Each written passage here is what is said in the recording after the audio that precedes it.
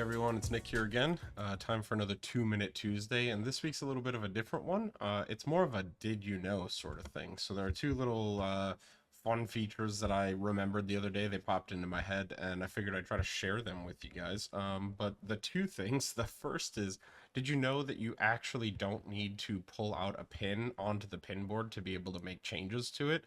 You can actually navigate to that pin that you want to modify. Like, this is a bad example, like mix one level one, or mix one level if we wanted. I could come into mix one layer one mixer and then just double tap on the open circle, and then I get a nice little pop out where I can actually make changes to it without having to navigate to it.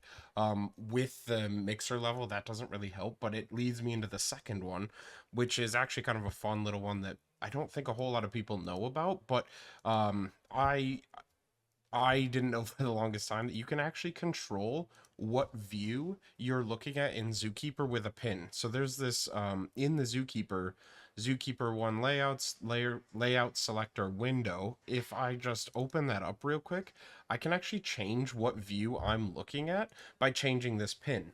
So if I go ahead and do things like 1, that's going to take me to my first custom pin board. 2 would be my second custom pin board.